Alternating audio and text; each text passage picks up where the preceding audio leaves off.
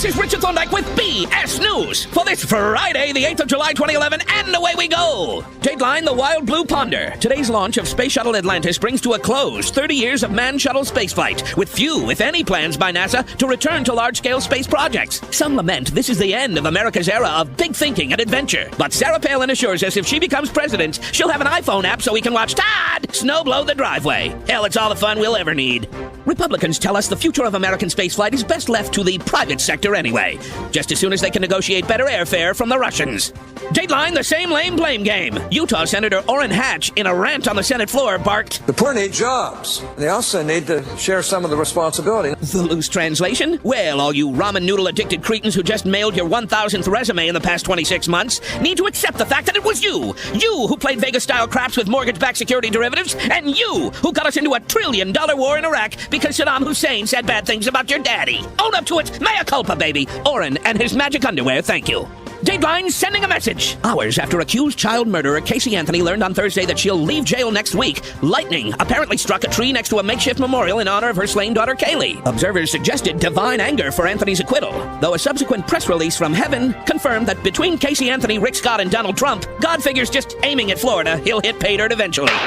Finally, Dateline, what's that smell? A Texas judge has rejected a plea deal in the latest marijuana possession charge against singer Willie Nelson, which means the music legend could actually be facing jail time. So, let's review. We need the Russians to take us into space. Money we used to spend on exploration and innovation now goes to corrupt Afghani warlords. Casey Anthony will probably have a 7-figure book deal by this time next week, and we're locking up Willie Nelson. Kids, if that's not enough to begin drinking heavily right now, I guess you'll just have to wait for President Bachman's first 100 days. I'm Richard Thorndike, BS News. Good luck.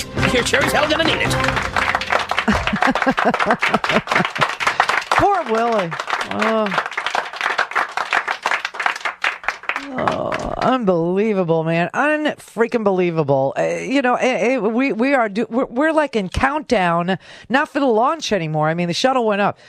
We're in countdown to default.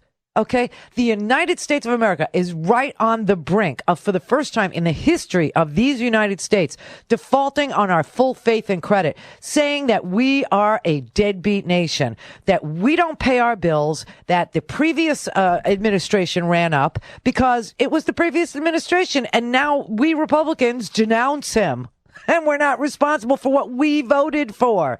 You know, the debt ceiling is it's not any new money. It's stuff we already borrowed. It's money we already spent on wars, spent on pharmaceutical companies, Medicare prescription Part D, which Orrin Hatch, by the way, Orrin Hatch, the guy that actually made news today by saying the poor need to pay more and saying some BS that 51% of Americans don't pay any federal taxes, which is a stinking, giant, huge, reeking, uber, pussy, gravy sore wound of a lie. It is just, it's necrotic how dead that lie is. And he's still, foisting it upon the American people, when the truth of the matter is that the only people, about 14% of households, don't pay federal tax of any kind. They don't pay income tax. They don't pay payroll tax. Who are these 14%? Who are these people? And why don't we hold them accountable? Why don't they share the burden?